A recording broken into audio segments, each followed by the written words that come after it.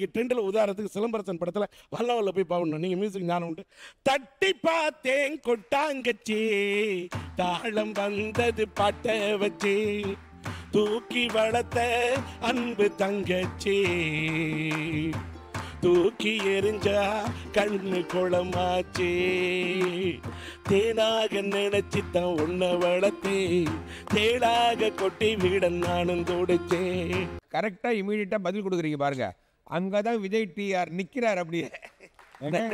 ஆனா இப்ப உட்காந்துக்கிட்டு இருக்கேன். ஆனா உட்காந்தாலும் என்னத்தால எழுந்து நினைச்சிட்டு இருக்கேன். எனக்கு இது கூட உங்க உறுதியும் தன்னம்பிக்கையும் உட்காரலன்னு சொல்ல வந்தேன். எதுக்காக சொல்லுவார்? இப்ப நான் என்னுடைய மேதாவித்தனத்தை நான் அறிவாளின்னு கட்டுறதுக்கு கூட பதில் சொல்ல. வாழ்க்கையில எப்பயும் நம்மள தட்டி விடுறதுக்கு நாட்டுல ஆளுங்க இருப்பாங்க, தட்டி கொடுக்குறவங்க குறைச்சலா இருப்பாங்க. தட்டி விடுற ஆட்களுக்கு முன்னாடி தன்னம்பிக்கையோட இளைஞர்கள்லாம் எழுந்திருச்சு நிக்கணுங்கிறதுக்காக தான் ராஜேந்திர வரா. ப்ளீஸ் பத்தியம் தான் இருங்க. Don't change your grace. I made அப்படியே இருக்க சொல்றாங்க. இல்ல வாழ்க்கையில மேடா இருக்கலாம், பேடா தான் இருக்கும். நான் கதை சொல்றதுனாலே ஸ்கூல்ல என்னை சுத்தி என் பெஞ்சை சுத்தி கூட்டம் இருக்கும். என் வாழ்க்கையில ஒரு படத்தை எடுக்கிறதுக்கு எப்படி இது பண்ண முடியும் அப்படிங்கிறது நான் போராட்டத்தையே எடுக்கணும்னா நான் ஒரு 500 வாரம் 500 எபிசோடு எடுப்பேன். அந்த அளவுக்கு நான் போராடி இருக்கேன். அது அவ்வளவு சீக்கிரமா சொல்ல முடியாது. ஏன்னா எப்படி படம் எடுக்கிறது அப்படிங்கிறதுக்கு ஒரே விஷயத்துல சொல்றேன்.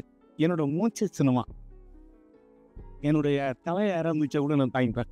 என்னோட கலையை ஆரம்பிச்சா நான் தாங்க மாட்டேன். என்னோட சின்ன வயசுலேருந்து எனக்கு நான் சொன்னேன் பார்த்தீங்களா, இப்போ சிவமணி சொன்னார் பார்த்தீங்களா, டி ராஜேந்தர் அவர் தாளத்தில் ஒரு சிவன் அப்படின்னா, என்னோட தாளத்துக்கெல்லாம் என் மைண்டுக்குள்ளே அப்படியே சிவனே எனக்கு அவர் சிவனோட நாட்டியத்தை பார்த்தா எனக்கு அப்படியே அது பார்த்தா அது கிறுக்குத்தனமாக இருக்கும். அப்படியே திடீர்னு பார்த்தா மைண்டுக்குள்ளே சிவன் ஆடுற மாதிரி இருக்கிற மாதிரி இருக்கும்னு எனக்கு தாளம் இதெல்லாம் பார்க்குற பக்கத்தில் இதெல்லாம் பார்த்தா என்னடா இவன் அப்படின்னு எவ்வளோ கஷ்டப்பட்டிருப்பேன் பாருங்க.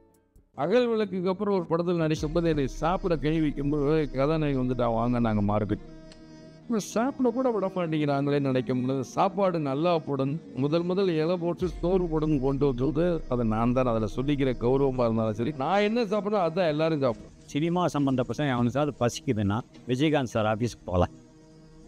காலையில் போனால் டிஃபன் கொடுத்துருவாங்க, மத்தியானம் போனால் பிரியாணி, நைட் போனால் டிஃபன். ஹோட்டல் லாபியில் நின்று ஃபோட்டோ எடுக்க அவ்வளோ பேர் வந்திருக்காங்க அவரை பார்க்குறதுக்கு, அவர் கூட சேர்ந்து ஃபோட்டோ எடுக்கிறதுக்கு. 8 மணி என்னமாதிரி ஆரம்பித்தார். நான் இறங்கி சும்மா அப்படியே ஒரு நடந்து பார்த்துட்டு இருக்கேன். மைல் கணக்கில் நிற்குது.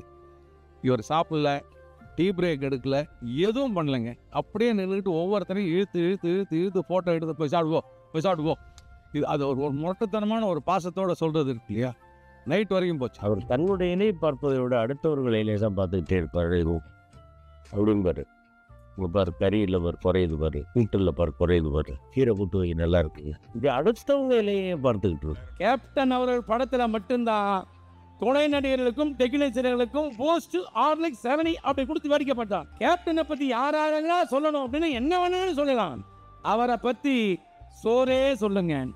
எங்கே சாப்பாடு போட்டு எல்லாம் அவ்வளோ பேர் உட்காந்து சாப்பிட்ருக்காங்க. அவர் அலுவலகத்தில் நிறைய பண்ணியிருக்கிறார். சாப்பாடு போடுறதுலாம் பண்ணேன். என்னென்ன யாருக்கு எத்தனை சாப்பாடு வேணும், எப்படி வேணும், அவனுக்கு என்ன வந்துச்சு, அவன் சாப்பிட்டானா இவன் சாப்பிட்டான், எல்லாரும் கேட்பார்.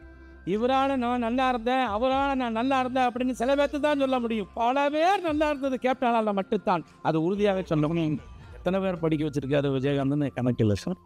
அவரால் டாக்டர் ஆனவங்க, இன்ஜினியர் ஆனவங்க, எவ்வளோ படித்தவங்க நிறையா இருக்காங்க. அவரால் உதவி பெற்றவங்க நிறையா இருக்காங்க.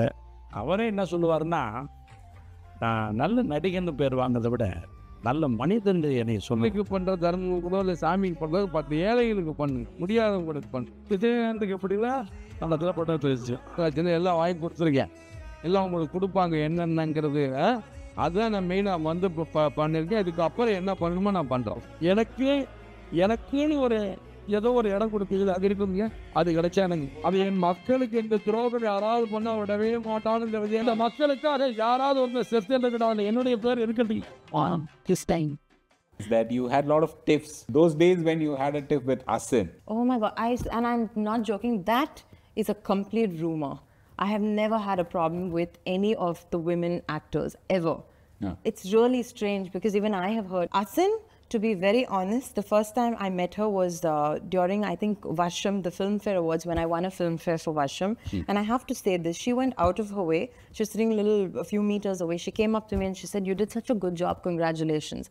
That is when I met Aasin for the first time. And we've never had a tiff. Maybe there's been media-created competition because she did so well. Yeah, because she did so well. And you know, and we've done very similar films, right? If I did a film with Vijay, it was her next, and the same with Vikram, or the same with Surya. It has never been a personal. To have a tiff with someone, you have to be on a very close contact with them. Aasin and I have never had that. It's been very professional. We've never been best friends for me to have a tiff. Okay. You know, so I have a lot of respect for the body of work she's done and the way she's conducted her life. It was nice to see so much intelligence in cinema. எப்பவுமே எனக்கு Malayalam and Tamil எப்பவுமே ஒரு interconnected industry மாதிரி தான். Say if it's a Nivin Pauly or say if it's a Mohanlal sir or I've met Mammootty sir, அவங்க எல்லாமே ஒரு Tamil connect எப்பவுமே வச்சுட்டு இருப்பாங்க. அங்க யார்கிட்ட ஒரு மலையாளம் ஸ்டார் கூட ஒர்க் பண்ணாலே they say I've seen all the Tamil films, and இங்க கூட we watch all their films. ஒரு மலையாளம் படம் ரிலீஸ் ஆகி உங்ககிட்ட பேசுறேன். Huge respect for Malayalam cinema. ஏன்னா அவங்க படம் ஒரு இன்டெலிஜென்ட்டாக எது பார்த்தாலும் ஒரு டிஃப்ரெண்ட்டாக இருக்கும். And there's so much of scope in Malayalam cinema. எனக்கு எப்போவுமே அது ரொம்ப பிடிக்கும். Challenge you to give it your all. படம் ஷூட் பண்ணும்போது அது ஒரு மாதிரி ஜாலியாக இருந்தாலே it's feel good. It's half the battle won. That's what I've always loved about Malayalam cinema. அவங்க கொண்டு போகிற விதம், அவங்க ஸ்கிரிப்ட், ஃபீமேலோட ரோல்ஸ் எழுதுறது எல்லாமே ரொம்ப அழகாக பண்ணுவாங்க அவங்க. So I'm very very proud to be part of this film. So cinema is one, always. இப்போ நீங்கள் தான் சூப்பர் ஸ்டார் சொல்லுது. தனுஷோட பொருளை திருடி வித்துட்டீங்க. பொது வெளியில் வந்து பசங்களை கூப்பிட்டு இன்ஃப்ளூயன்சர்ஸை கூப்பிட்டு இன்றைக்கி நயன்தாராவை பார்க்குறதுக்கு ஒரு கூட்டம் வரும். ஆனால் இன்ஃப்ளூயன்சர்ஸ் வந்து போடுற வீடியோ தான் மார்க்கெட்டாக. ஃபெமினைன்றது நயன்தாராவுடைய கம்பெனி. நயன்தாராவுக்கு வந்து மண்டையில் மசாலாவே கிடையாதுன்றது இந்த கம்பெனி பேரை வச்சது. ஃபெமினான்னு ஒரு மேகசின், அது இன்னைக்கு நேற்று இல்லை 50 வருஷமாக டாப்பில் இருக்குது. ஃபெமினா அதை காப்பி அடித்து ஃபெமினைன்னு வச்சு இன்ஃப்ளூயன்ஸ்லாம் ஏன் போயிருப்பாங்க? நம்ம தம்பிகள் பிள்ளைங்க தான் போயிருப்பாங்க. சின்ன வயசில் அவங்க அம்மா சோறு ஊட்டும் போது நயன்தாரா படத்தை காமிச்சு விட்டுருப்பாங்க. இவங்க எல்லாம் சின்ன பையனாக இருக்கும்போது பழைய ஞாபகத்தில் இப்போனாலும் போய் அந்த ஆண்டியை பார்த்துடலான்னு போயிருப்பாங்க. ஆண்டியா? ஆமாம், நயன்தாரா என்ன குழந்தை 18 வயசு ஆகுது. என்ன 40 வயசு 45 ஆச்சுங்க, 50 ஆக போகுதுல்ல. இப்போ நயன்தாராவுடைய ஹஸ்பண்ட் இருக்காங்க, என்ன பால் டப்பாவா விக்னேஷ்வன் சார், விக்னேஷ். ஸோ அந்த காமெடியன் என்ன பண்ணி போய் சண்டை இழுத்து வர நயனை போட்டு அடிக்கிறாங்க. அந்த ஈவெண்ட்டில் திமுறா பேசியிருக்காப்புல. நயன்தாராவோட தானே ஃபோட்டோ எடுக்கணும் மேடத்தோட. போங்க போய் நில்லுங்கன்ற மாதிரி அங்கங்கே எடுத்துருக்காங்க. லைட்டாக எடுத்துகிட்டு அதில் இவர் பூந்து ஏதோ 6 நாள் கூட ஃபோட்டோ எடுக்கிற மாதிரி. இல்லை அதில் கூட தேசிய கீதம் பாடும்போதே வந்து இளவும் தெரியாது எட்டும் தெரியாதுங்க. தேசிய கீதம்னா எதுவும் தெரியுமா? உங்களுக்கு ஒரே ஒரு மாமன்ன மண்ண சோகமாக ஒரே அழுக. ஒரு கிணறு அழுகுறான். ஏரியா நான் என்ன அழுக ஆரம்பிக்கும் போது அவன் சொல்கிறான், என்னையா இந்த இடத்த தாண்ட முடியலன்னா நான் சொல்கிறேன் கேள்வி, நான் சொல்கிறேன் கேள்வியா, இதை போது அழுக நீ பார்த்து சீரை சொல்லு. இல்லைண்ணே கடக்க முடியல, கடக்க முடியலன்னா விட்டுரு. இப்போ எனக்கே ஒரு டர். ஒருத்தர் வந்தார், அண்ணே சிவாஜியே ஓகே பண்ண கதைனே, 10 பிள்ளைங்கண்ணே, அந்த பிள்ளையை பார்த்த தாங்க முடியாமல் நீ ஊட்டியில் போய் அப்படியே கண்ணீர் விட்டு வாழ்கிறவா ஐயா. ஏன்னா அதுக்குள்ளே சோழியை முடிச்சிடாங்கடா. சரி, இப்போ நீங்கள் யார்? நான் கேமராமேன்னு, இவர் டைரக்டர்னே. உங்களுக்கு என்ன வயசு? எனக்கு 60 வயசுண்ணே. டைரக்டருக்கு வந்து 67 வயசுண்ணே. இப்போ என்னை எவ்வளோ நல்லா தெரிஞ்சுட்டீங்க அப்படின்னு. இந்த படத்தை பார்த்ததுன்னு தெரிஞ்சுட்டுக்கோம்ண்ணே. ஒரு சின்ன அப்பாயின்மெண்ட் கொடுத்தீங்கன்னா கதை கேட்டிங்கன்னு வச்சுங்க ப்ரோஸ் நீங்கள் கொஞ்ச நேரம் பார்த்து நானும் தனியாக ரூமில் உட்காந்து அழுதேன். ஆக நம்மளை குண்டி எங்கேயாச்சும் சேர்க்காம விட மாட்டாங்க. சில பேருக்கு சில பாடல்கள் வந்து தமிழருடைய பண்பாட்டோடு கலந்து போகும். திருமண வீட்டில் ஒரு மணப்பெண் அழைத்து வரப்படுகிறாள் என்றால் வாராயன் தோழி வாராயோ இந்த பாட்டு ஒலிக்கும். எல்லார் ஈஸ்வரி வந்து விடுவார், கண்ணதாசன் வந்து விடுவார், எம்.எஸ். விஸ்வநாதன் வந்து விடுவார், கோலாகலம் கூட்டாடும். இன்று வரைக்கும் எனக்கு ஒரு பாட்டு தமிழர்களின் பண்பாட்டோடு கலந்த பாட்டு, தாய்மாமன்களோடு கலந்த பாட்டு, காதகுத்தோடு கலந்த பாட்டு, கிடாய் வெட்டோடு கலந்த பாட்டு. எங்கள் ஊரில் காதடி விழா என்றால் காற்றை கிழிக்கிற பாட்டு, மானூத்த பந்தையிலே மான்குட்டி பெற்ற மயிலே பாட்டு. இந்த பாட்டை இல்லாமல் எங்கள் மேற்கே கூடலூரில் ஆரம்பித்து கிழக்கே ராமநாதபுரம் வரைக்கும் தெற்கே திருநெல்வேலி வரைக்கும் காது குத்து என்றால் இந்த பாட்டு இல்லாமல் காது குத்து கிடையாது. காதுகளில் தங்கம் இல்லாமல் கூட காது குத்துவார்கள், இந்த பாட்டு இல்லாமல் காது குத்த மாட்டார்கள். இப்படி தமிழர்களின் பண்பாட்டோடு கலந்த பாட்டு எஸ்பிபி பாட்டு.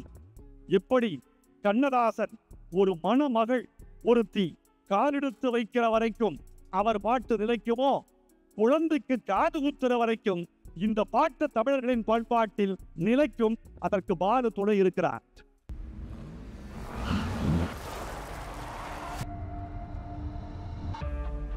அவன் என்னை பார்க்கும்போது அந்த மொமெண்ட், அந்த இமேஜ் அவளுக்கு ஆயுஸ்க்கும் மறக்கக்கூடாது.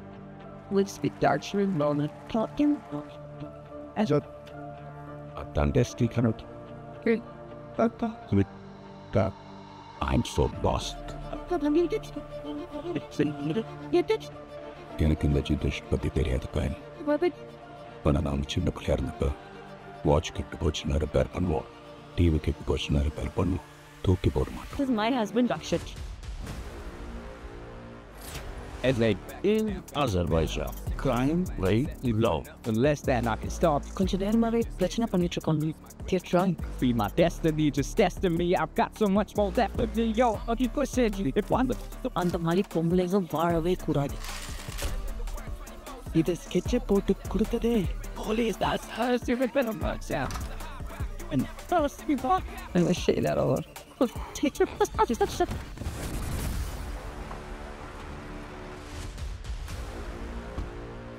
I will shoot. I am not here to fight. Officer down, officer down. What is your problem? கொஞ்ச நாளாக உலக பேண்டை சுற்றி நொறுக்கிட்டு இருக்க. உங்க கோவம் எனக்கு புரியுது. Safety camera.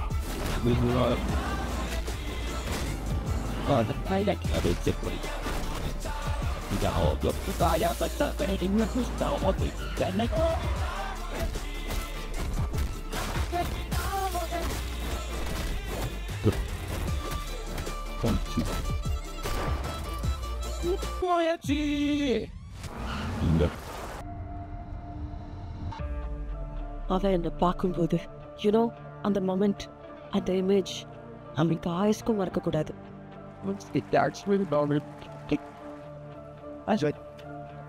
Fantastic. I'm so lost. எனக்கு இந்த ஜிதேஷ் பற்றி தெரியாது. ஆனால் நாம் சின்ன பிள்ளையா இருந்தப்ப வாட்ச் கெட்டு போச்சுன்னா ரிப்பேர் பண்ணுவோம், டிவி கெட்டு போச்சுன்னா ரிப்பேர் பண்ணுவோம், தூக்கி போட மாட்டோம். My husband Rakshit. And in Azerbaijan, crime rate low. Less than I can stop. Got so much more depth of me. Yo, you pushing me. If what? அந்த ஸ்கெட்சை போட்டு கொடுத்ததே Police, that. I'm gonna shake that over. Take your first. Officer down. What is your problem? This black. உங்க கோவம் எனக்கு புரியுது. Safety camera.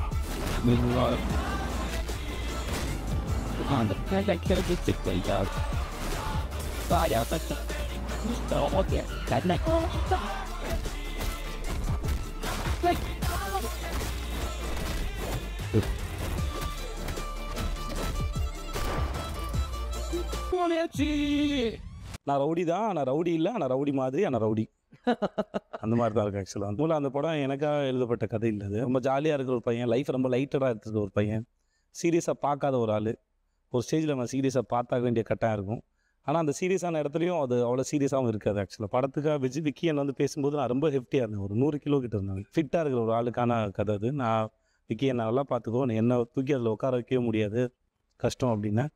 But விக்கிக்கு என் மேலே confident இருந்தது. Vicky only set உடம்பு குறைச்சிட்டு பண்ணலாம் சார் கொடுத்தாங்க. ஒரு மாதம் கிட்ட 10-12 kgs குறைச்சேன். நான் சாப்பிடல, ஒரு 12 days கிட்ட சாப்பிடலாம் நினைக்கிறேன். தண்ணி மட்டும் குடிச்சிட்டு 10 நாள் பண்ணணும். ட்ரீட்மெண்ட் ஒன்று இருக்குது, ஃப்ரெண்டு ஒருத்தர் ரெஃபர் பண்ணுறது, அதுக்கு போயிருந்தோம்.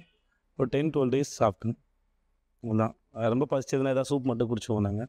அவ்வளோதான். So only liquid basically. ஒரு 10-12 days தான் முடிஞ்சது, அதுக்கு மேலே முடிஞ்சு. ஷப்பாடா, அதுலேயே 10 கிலோ குறைச்சிட்டீங்க. 10 குறைஞ்சிச்சு, டப்புன்னு வெயிட் லாஸ் ஆச்சு. ஒரு பேரன்புக்கு நன்றி. உங்களுக்கு போய் நான் என்ன பேசுனான்னு தெரியல. ஒரு பக்கம் ரொம்ப கலர்ஃபுல்லாக இருக்கு, ஒரு பக்கம் ரொம்ப கரகோஷமாக இருக்கு. கண்டிப்பாக மேடையில் உட்கார முடியல, செமையாக வேகுது. அப்போ உங்களுக்கு எப்படி இருக்கும்ல? இவத்தையும் தாண்டி நேரம் உட்காந்துருக்கீங்க. முதல்ல இந்த அன்புக்கு பெரிய நன்றி. சரி, வந்துட்டோம் யங்ஸ்டர்ஸ் ஏதாவது 4 வார்த்தை பேசிட்டு போகணும் அப்படின்னு யோசிச்சிட்டே இருக்கேன். கண்டிப்பாக உங்களுக்கு சொல்கிற அளவுக்கு தான் மெச்சூரிட்டி எதுவும் இல்லைன்னு நினைக்கிறேன் எனக்கு. பட் ஸ்டில் லைஃப் பற்றி எனக்கு என்ன தோணுது, என் லைஃப்பில் நான் என்ன பார்த்தேன் அதை உங்கள்கிட்ட ஷேர் பண்ணிக்கிறது பெட்டர் நான் தோணுது. இந்த வயசில் நானும் இருக்கும்போது காலேஜ் நான் பிகாம் படிச்சிருக்கேன். காலேஜ் இருக்கும்போது நிறைய ஆசை கனவுலாம் இருந்தது. வாழ்க்கையில் பெருசாக சாதிக்கணும், நிறைய சம்பாதிக்கணும் அப்படிலாம் ஒன்று பெருசாக இருந்தது. ஆக்சுவலாக நானும் ஆசைப்பட்டேன், ஆனால் என்ன பண்ணுறதுன்னு தெரியல. ஸோ லைஃப்பில் வந்து என்ன பண்ணுறது, அதை எப்படி பண்ணுறது, எங்கேருந்து தொடங்குறது, இதுதான் முதல் குழப்பமே. இது எல்லாமே மீறி நாங்கள் கூட இருக்க எவனா விட்டு திடீர்னு செட்டில் ஆகிடுவான். அவனை மாதிரி நம்ம செட்டில் ஆகணும், இல்லை சீக்கிரமாக செட்டில் ஆகணும் ஒரு எண்ணம் இருக்கும். இது ரெண்டுமே என்னை பொறுத்த வரைக்கும் இந்த ஸ்டேஜில் அவசியம் இல்லாத நினைக்கிறேன். ஒன்று சந்தோஷமாக ஜாலியாக படிங்க, படித்து முடிச்சு இந்த உலகத்துக்கு வாங்க. இங்கே நிறையா மோசமான விருதுகள்லாம் இருக்குது, அதை ஃபேஸ் பண்ணுங்க. லைஃப் உங்களுக்கு ஒரு பாடம் ஆகிடும். அந்த பாட்டை அப்சர்வ் பண்ணுங்கள், கண்டிப்பாக நீங்கள் அடுத்த கட்டத்துக்கு போய் நம்ப